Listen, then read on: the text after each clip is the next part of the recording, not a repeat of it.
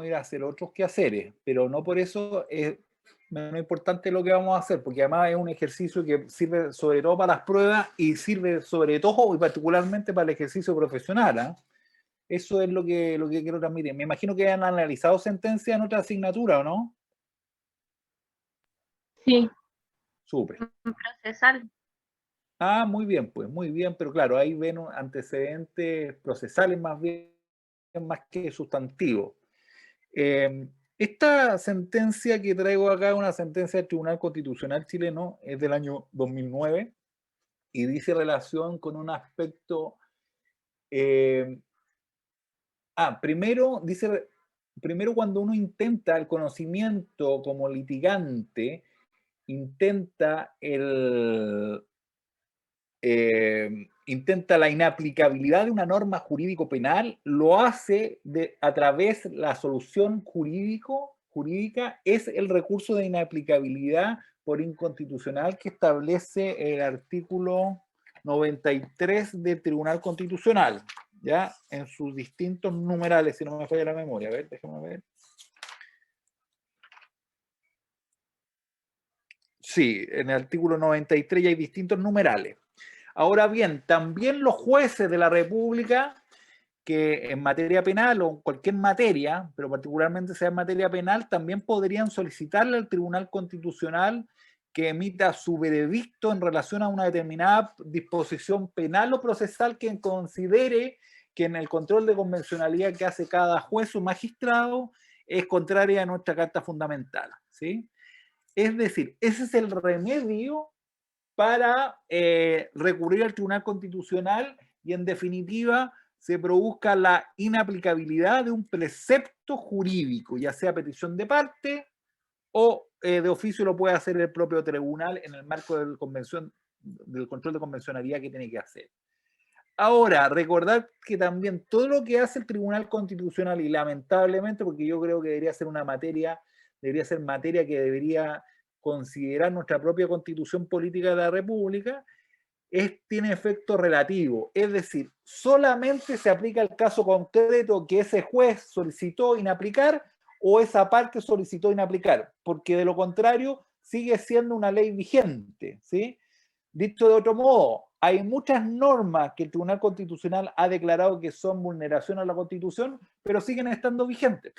¿Ah? Y eso no puede ser, ¿cierto? Entonces, por eso estimo que en el marco de la Asamblea Convencional que se va a formar, evidentemente esto es una cuestión que debería discutirse. Ya no tendría que tener efectos relativos, sino que efectos absolutos para todos los ciudadanos que se puedan ver expuestos a la misma aplicación de la norma, porque sería injusto, fíjese usted, que a alguien se le aplica la norma y a otra persona no, ¿cierto? Va a infringir el principio de igualdad de los ciudadanos y también el principio de proporcionalidad. La respuesta penal del Estado con uno va a ser que lo exonere de responsabilidad porque le inaplica y a otro le aplican una pena. No parece justo, ¿cierto?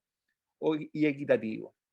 Bien, a su vez también, dicho estos dos conceptos, recurso de inaplicabilidad, efecto relativo, también entender que en materia de principio de legalidad, que va a ser el gran instrumento en materia penal para reclamar la ilegalidad de una norma, ilegalidad que evidentemente se va a fundar, por ejemplo, en que no era una ley previa, ¿sí? En segundo término, que no era una ley escrita, raro, por cierto, y en tercer término, sí que es bastante recurrente, en que no es una ley cierta o que el mandato de certeza, dicho como sinónimo, no es lo suficientemente claro y más bien genera un equívoco que puede afectar garantías fundamentales. ¿Sí? Entonces, generalmente, desde el punto de vista sustantivo, va a infringir el principio de legalidad en materia penal porque no era una ley previa o bien no tenía un mandato de certeza claro, no se sabía cuál era la prohibición, existían dudas. ¿Sí? Y también, evidentemente, en su apartado formal se puede reclamar la ley, porque fíjese usted que podríamos decir, mire, infringe el principio de legalidad porque el tipo penal está vulnerando el famoso principio nullum crimen, nulla pena, sine leyem. No está configurado el delito y la pena en una ley, no está contenido ahí, sino que más bien está contenido en una ley penal en blanco denominada inversa, recurriendo a un instrumento jurídico de rango inferior, lo cual está privado el legislador, o sea, está proscrito por el legislador, en tanto solamente se pueden establecer delitos y sus penas conjuntivos por ley, ¿cierto? Dicho esto, a modo instructorio, ahora vamos a ver una sentencia en la cual el Tribunal Constitucional, perdone, desestima la inaplicabilidad, es decir, rechaza el recurso porque estima que es constitucional y se trata de un delito que está contenido en un decreto con fuerza ley, y yo le dije que no se podía contener en un decreto con fuerza ley, sino que siempre tiene que estar establecido por ley, porque el decreto con fuerza ley solamente es una delegación de facultades que hace el legislativo al presidente de la República, y que no puede ir relacionado con materias que infrinjan derechos fundamentales. No puede ser para la creación de delitos y sus penas, ¿sí? Eso en otras palabras. Entonces, ¿cómo lo declaró? Bueno, porque esta es una de las primeras sentencias, porque posteriormente a esto ya viene una declaración de inconstitucionalidad de este decreto con fuerza de ley al fin y al cabo, ¿sí? Esta es como la primera jurisprudencia que existió a propósito del mismo, y esa es la que quiero mostrar. Mire, en definitiva, lo que se intenta inaplicar es el artículo 137 del DFL número 1 de 22 de junio del 82 del Ministerio de Minería, Ley General de Servicio Eléctrico. Actualmente dicho precepto corresponde al artículo 215 del decreto con fuerza ley número 4 del año 2006 del Ministerio de Economía, Fomento y Reconstrucción. Este artículo, ¿qué dice? El 215, que es el que se intenta inaplicar, dice lo siguiente: el que sustrajere energía eléctrica directa o indirectamente mediante conexiones clandestinas o fraudulentas, incurrirá en las penas señaladas en el artículo 446 del Código Penal. Hasta ahí, o sea, todo bien, salvo el contenido formal de esta norma, que es un DFL, ¿cierto? Y estaría vulnerando de cierta manera el principio de reserva legal, que solamente es materia de ley ordinaria. En los casos de reiteración se procederá en conformidad a lo previsto en el artículo 451 del Código. Bien. El auto motivado expone que la respectiva audiencia, la Fiscalía sostuvo la siguiente acusación. Esto es lo que pasó en la práctica, y en definitiva, en esa práctica o ese suceso que ocurrió en el mundo real, se intenta aplicar esta norma. ¿Qué es lo que sucedió en el mundo real? Desde marzo del 2005 a junio de 2007, el imputado sustrajo, mediante conexión fraudulenta al tendido eléctrico público, un total de 9.594 kilowatts, avaluado en 811.773 pesos, lo que constituiría el delito de hurto de energía eléctrica del artículo 137 del DFL de la Ley General, pidiendo condenarlo a una pena de 3 años de presidio menor en su grado medio. El abogado defensor señaló por su parte, aquí están las alegaciones, que el ilícito no cumple con la exigencia del constituyente y el legislador han establecido para la procedencia de la responsabilidad penal, ya que el decreto con fuerza ley al que se hace mención y en el cual estaría contenido la figura penal imputada es una fuente del derecho no apta para establecer delito y pena. Recuerden que un DFL. A su vez, la Fiscalía evidentemente está defendiendo la constitucionalidad del DFL, se expuso que la Ley General de Servicio Eléctrico fue dictada conforme a la normativa vigente del año 1959 y es una ley que regula materia de ley, lo que nunca se ha discutido, y la figura penal de su artículo 137 cumple con todas las exigencias respectivas. Bien, ¿se entiende la figura en contexto, no? Sí, profe, se entiende. Súper. Doña Carolina, ¿sí? Profe. Sí, profe. Súper. ¿Sí? Pensé que Isabel. había una pregunta. Sí, yo solamente le quería preguntar si usted fue el único que se dictó a favor del DFL. No, hubo algunos otros más, ¿ah? Pero después ya todos se declararon inconstitucional, y de hecho hoy día el delito está contenido en ley, ¿sí? En la ley eléctrica. Ya no está contenido en DFL. Hoy día no existe esto para que lo sepa bien, no existe ningún delito contenido en DFL, por lo menos que yo Ya, conozca. profe, gracias. ¿Sí? No existe. Salvo en decretos ley, que son esos que yo le dije, de la ley de extranjería, y que, bueno, nunca me ha tocado en el caso particular, bueno, porque ahora trabajo en el Ministerio Público, pero tampoco nunca me tocó alegar contra esos delitos porque nunca tuve un caso, ¿me entiendes, no? Pero por eso también le transmití que todo delito contenido en decreto ley es inconstitucional, ¿sí? Y con mayor razón en los tiempos de hoy, ¿sí? Que estamos viviendo en una democracia por lo menos desde el año 95 a la fecha, ¿cierto? Y que ya no se admite, por ejemplo, que pueda estar vigente una ley que se dictó en un gobierno de facto, o sea, bajo el amparo de un gobierno totalitario que fue una dictadura, ¿sí? Bien. Vamos a ver...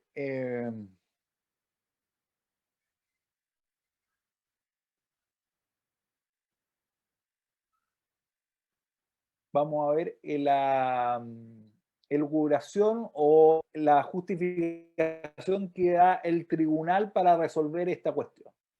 Aquí señala, considerando 13º, que para resolver adecuadamente la cuestión de fondo sometida a la decisión de este tribunal es necesario analizar los alcances del principio de legalidad penal, consagrado en el artículo 19, número 3 de la Constitución, y el origen de los decretos de fuerza de ley y del precepto objetado, así como la tipificación del ilícito consagrado.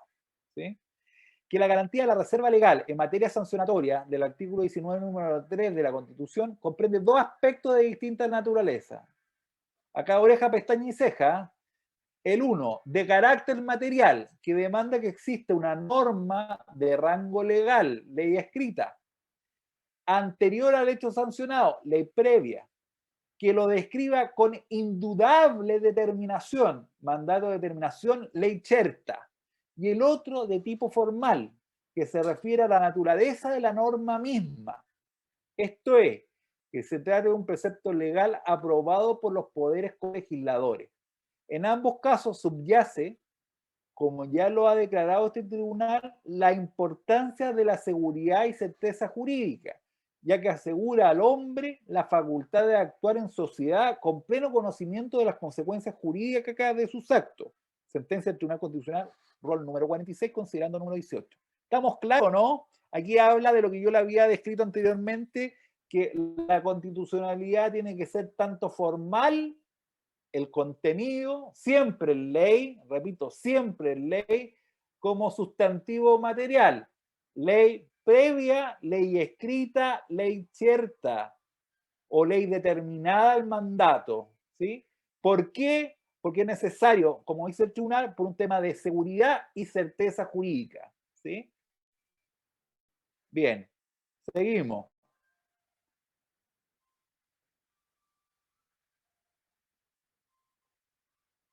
Vigésimo tercero, que en el caso sublite existe, o sea, en el caso que está sentenciando, lite en la lite, de la litis, que en el caso de la litis existe efectivamente una norma de rango legal dictada con anterioridad al hecho ilícito. Sí, es que aquí algo que no lo había comentado, se había dictado con anterioridad al hecho ilícito, pero después es recogida en el nuevo precepto, que replica una nueva norma preconstitucional a la cual se le ha realizado una leve alteración por parte de un órgano al cual no se le ha otorgado esta atribución constitucional, siendo esta una situación a cuyo respecto este mismo Tribunal Constitucional, conociendo un requerimiento inconstitucionalidad, ha declarado que un cambio formal, sea en cuanto a redacción, titulación, objeto u otro aspecto de similar naturaleza, antes de la reforma constitucional de 2005, era una materia vedada de acuerdo al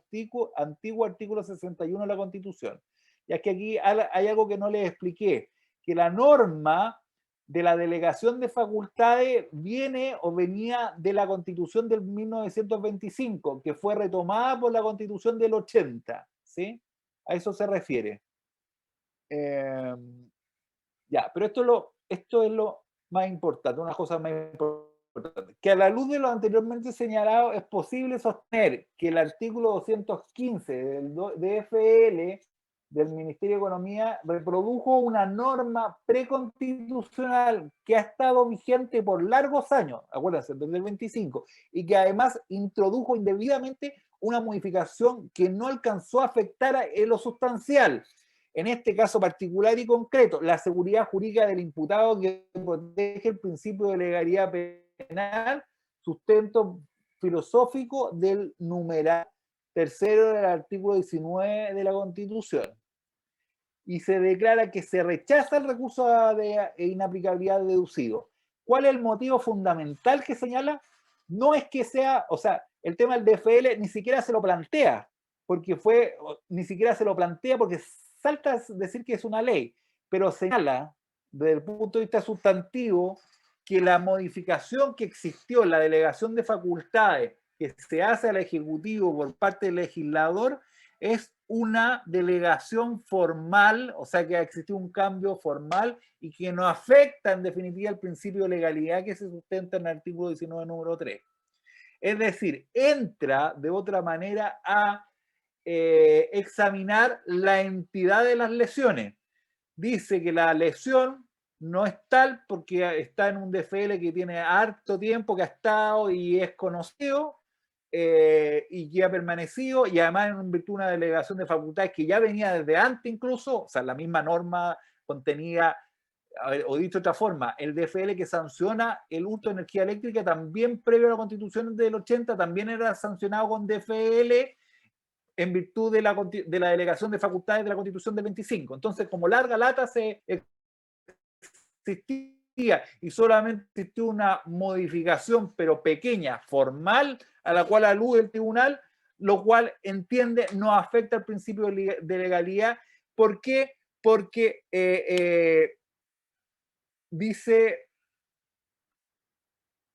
que en este caso particular y concreto la seguridad jurídica del imputado que protege el principio sustento porque no se ha afectado, no alcanzó a afectar en lo sustancial esa seguridad jurídica del afectado. ¿Sí?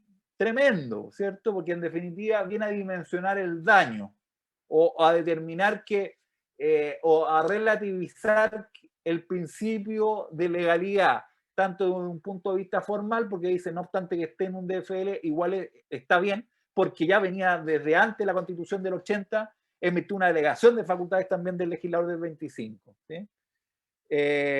Y por otro lado, también interesante acá, y que es en definitiva lo que se traduce en las sentencias posteriores, en las que existieron después, que se declaren constitucional, es que se acordó con el voto en contra del juzgador o ministro Marcelo Venegas Palacio de aquel entonces, ¿sí?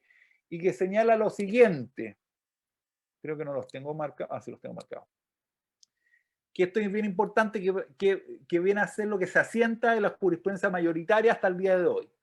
Que el inciso primero del artículo 64 de la Constitución dispone: el presidente de la República podrá solicitar autorización al Congreso Nacional para dictar disposiciones con fuerza de ley durante el plazo no superior a un año sobre materias que correspondan al dominio de la ley. De manera que los decretos que dicta el presidente de la República, concedía que sea dicha autorización y ejercida dentro del término constitucional, tiene valor y fuerza de ley. Es decir, son leyes. Por ello, este disidente no hace cuestión aquí de la jerarquía normativa de esa disposición, que considera irrelevante la decisión de este asunto, pues estima que para efectos debe aceptarse que son leyes. Que por lo dicho, debe precisar que estos cuerpos normativos son leyes únicamente en aquellas materias y dentro de los términos en que válidamente puedan serlo, pues los incisos segundo y tercero y cuarto del mismo artículo 64 de la Constitución establecen los límites de esta potestad legislativa delegada al presidente de la República. 5. Que lo que interesa a esta causa, el inciso segundo del citado artículo confina la autorización que puede otorgarse al presidente de la República para dictar decretos con fuerza de ley en cuanto esta, abre comillas, no podrá extenderse a la nacionalidad, la ciudadanía, las elecciones ni el plebiscito, y destaca el autor, como tampoco a materias comprendidas en las garantías constitucionales o que deban ser objeto de ley orgánica constitucional o de quórum calificado. 6, que es lo importante, lo resolutivo en el voto disidente de este ministro, que en consecuencia, a juicio de este disidente, la aplicación del precepto legal cuestionado en estos autos en el proceso criminal individualizado, en cuanto establece un delito asociado a una pena, materias que están indiscutiblemente comprendidas en las garantías constitucionales, irremisiblemente resulta contrario a la Constitución por el solo hecho de estar contenido en un decreto con fuerza de ley. ¿Sí? En otras palabras, lo que está diciendo el disidente es que si bien los DFL se asimilan a una ley, son respecto de materia establecida, solamente en materia establecida en la Constitución, nunca pudiendo extenderse a materias que infringen derechos fundamentales, como de por sí es el derecho penal que infringe derechos fundamentales, porque la pena es una privación de libertad por antonomasia, y en definitiva establece que al ser derecho fundamental, el presidente no puede tocar estando vedado o proscrito ese tipo de regulación. ¿Se entiende, no? ¿Aló? Sí, profe. Súper. Bien. Ahora quiero algún tipo de reacción. ¿Qué les parece en definitiva? ¿Qué cuestiones les surge a usted?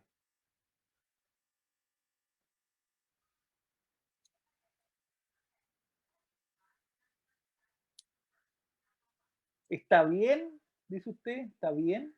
¿Está mal? Ya sabemos que está mal, porque se fueron declarados inconstitucional después, porque son materias de ley. ¿Importa el contenido?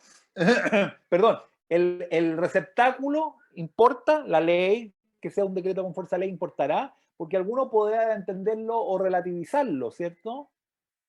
Oiga, pero si un decreto con fuerza de ley es lo mismo que una ley, si la misma Constitución lo asimila. A mí Pero me será parece importante. A mí me parece que igual está rebuscada la explicación del Tribunal Constitucional con respecto a determinar que efectivamente se tiene que tomar el decreto con fuerza de ley como si fuese una ley simple efectiva. ¿Ya? ¿Y por qué lo considera rebuscado usted? Si la misma Constitución lo señala, porque, o sea, que es equivalente a ley, salvo en aquellas, porque ahí le establece la prohibición, en aquellas que regulan derechos fundamentales, que ahí no se puede hacer virtud del DFL. Pero la pregunta, doña Camila, va un poquito más allá. ¿Da lo mismo el receptáculo, cree usted, o tiene que ser ley, cree usted? ¿Y por qué?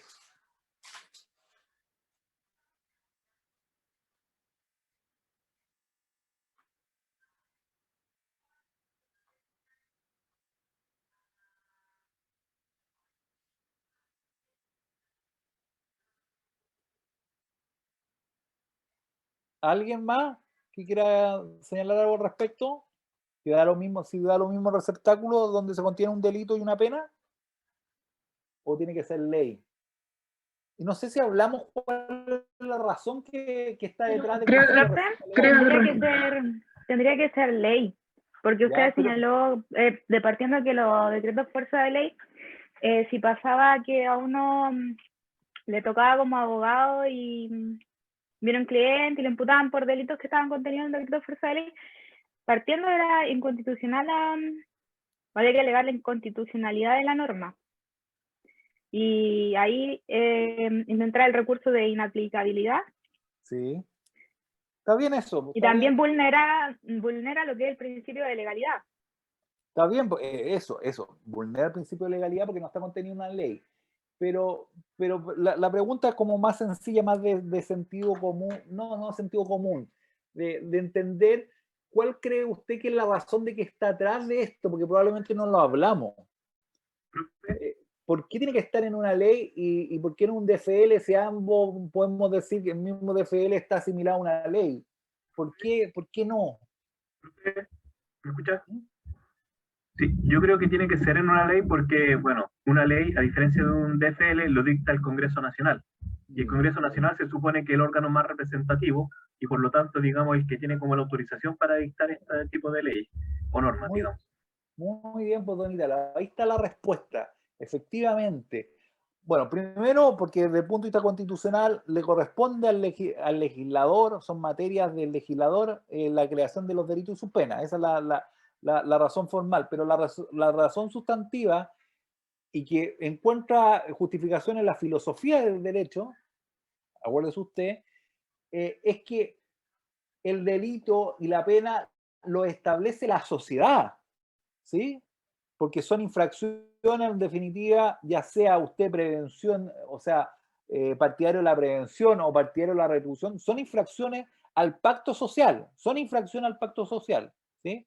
Entonces, el pacto social es creado justamente por todos, por la convención, por la sociedad, y en este caso, a través de nuestros representantes, que son los honorables diputados, diputadas, senadores y senadoras, ¿cierto? Ellos son nuestros representantes.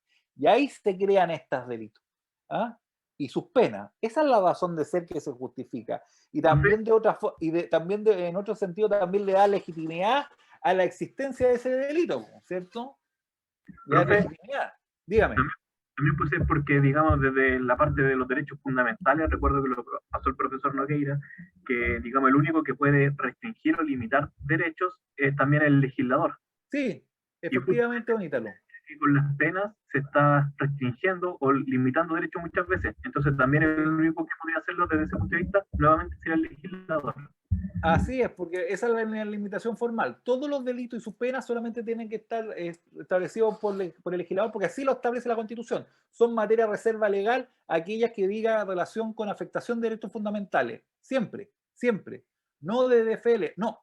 Leyes que deben pasar por el control de nuestros representantes y por la avisación de ellos, evidentemente. ¿Sí?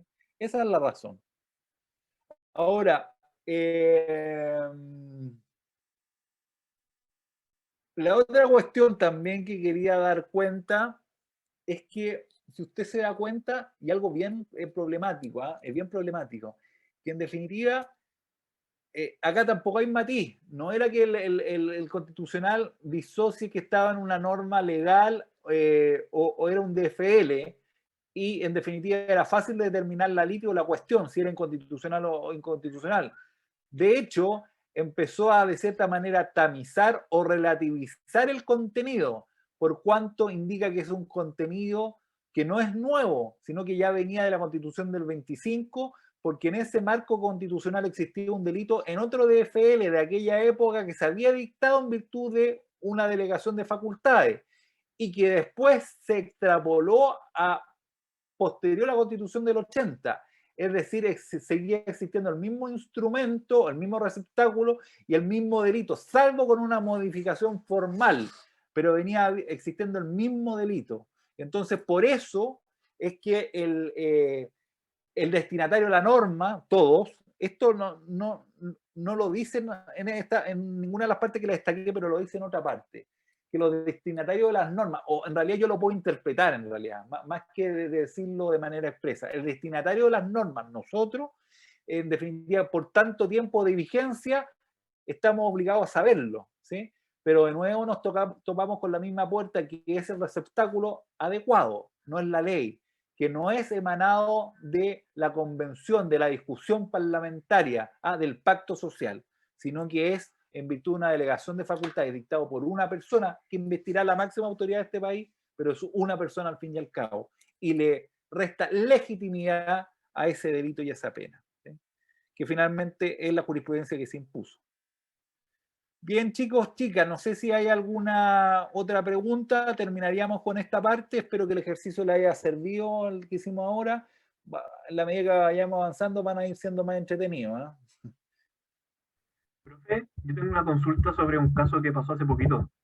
Sí, una decisión de la Corte Suprema que acogió un recurso de nulidad de una persona que había transitado como en toque de queda. Y sí. mire, le voy a leer cortito, aquí tengo la página que dice que el fallo unánime de la Corte... Sí, que me acuerdo de esa sentencia, la sé. Creo que fue en Cochrane, ¿no? ¿Ese? Sí, que dice que la persona habría estado, el recurrente cometió una infracción administrativa en un delito, ya que con su conducta no puso en riesgo la salud pública. Eso con el artículo 300 del Código Penal. Mi consulta es la siguiente. Ahí, digamos, sería por un tema de que la ley no era cierta. porque no establecía qué significaba poner en riesgo la salud pública precisamente. No, Ítalo. Ahí más bien el argumento no va de relación del principio de legalidad. Dice relación con otra cuestión, dice relación con el carácter o la naturaleza del delito. Este delito es un delito de peligro, ¿sí? Delito de peligro. Este delito, nos falta materia, contenido para yo darte más premisa o insumarte a ti para que tengas más contenido para poder comprender, pero te lo voy a tratar de explicar, ojalá, espero lo más fácil posible. Los delitos son de dos grandes naturalezas, de lesión o de amenaza para el bien jurídico. Algunos delitos lesionan el bien jurídico y otros lo amenazan, ¿ya? Estos delitos amenazan el bien jurídico, ¿ya? Este delito en particular amenaza el bien jurídico, salud pública, no lo lesiona, lo amenaza, lo amenaza. Solamente lo va a lesionar, evidentemente, cuando se produce el contagio. ¿Se entiende, no? Se produce el contagio. Pero este es un delito que desde el punto de vista jurídico es de peligro. Y acá lo que en definitiva se discutió es si ese peligro fue concreto o fue abstracto, ¿sí? Entendiendo que, bueno, con la última modificación legal el delito es de peligro abstracto, no se requiere una efectiva posibilidad de vulneración del bien jurídico o de afectación del bien jurídico, posibilidad que, por ejemplo, estaría dada, por ejemplo, si la persona hubiese estado seguramente infectada con COVID, ahí él tiene posibilidades de contagiar, pero si no lo está, no tiene posibilidades de contagiar, ¿ya? Pero acá la cuestión es más interesante aún, porque lo que dice el fallo es que esa persona no solamente no estaba contagiada, sino que era, me va a perdonar la expresión, pero era uno de los dos patanes ciudadanos que habían en Cochrane, que a esa hora se le ocurrió salir a andar en bicicleta y no hay más gente, ¿me entiendes? No es como Santiago ni que esté en hora punta en el metro, ¿me entiendes? ¿No? Estáis hablando de una persona que está en Cochrane y seguramente estaba él y el amigo más en la calle y el Paco que lo agarró y nadie más, ¿entiendes? ¿No? A eso se refiere. O sea, que la posibilidad de peligro que existía en concreto era muy aislada, o sea, no existía propiamente tal. A eso se refiere. Ahora, lo interesante del fallo va a ser si esa realidad se extrapola para Santiago. Yo creo que no. Y en definitiva se trata de los efectos circunstanciales que tienen las sentencias. Que a veces una sentencia que es de allá de Conca, de Punta Arenas, tú no la puedes replicar acá, porque son contextos, situaciones muy distintas y disímiles. ¿Me entiendes, no? Claro, quizás si yo saliera a la 1 de la mañana y no hay nadie más en la calle que yo, ahí podría aplicarse quizás, digamos... Efectivamente, así lo creo. Pero, por ejemplo, si salía ahora que estamos todos en cuarentena, pero sabemos que hay gente trabajando, te vaya a meter al metro sin la autorización respectiva, bueno, claro, hay otro contexto, ¿cachai, no? Ahí sí. Pero hagámosle el examen y si no está contagiado, no importa, pero infringiste una norma de prohibición. A eso se refiere el peligro abstracto. Infringiste una norma prohibitiva. Da lo mismo si estás enfermo o no, pero infringiste la norma. Pero allá infringiste la norma en un lugar donde no existe posibilidad alguna, donde la densidad de las personas por metro cuadrado es menor a 0,001. ¿Entendido, no? Es el tema. Ya, profe, gracias. Entonces, un argumento de justicia material para el caso concreto. ¿Sí? Que no sé y no creo que se replique para Santiago, así que no lo intenten chiquillas ni chiquillos. Es el consejo. Bien. Sin más, entonces ponemos término a nuestra sesión. Muchas gracias y nos vemos entonces el próximo miércoles. Que tengan, una feliz fin de semana. Descansen en cuarentenado. Hay que cuidarse. Listo. Chao, chao. Profe, una consulta chiquitita, pero no de la clase. Esta clase me la va a mandar por Gmail, ¿no es cierto? Sí, claro. Ya. Mismo de la vez pasada. Pierda cuidado. Ya. Ya, Si no muchas se la gracias. mando de acá mañana, usted me manda un mail recuerde, nada más. ¿Ya? No es necesario que me salude ni nada. Así yo me acuerdo. Ya. Ya, profe, Listo. muchas Que gracias. le vaya Chao. muy bien. Chao, Chao, chao a todos profe. y todas.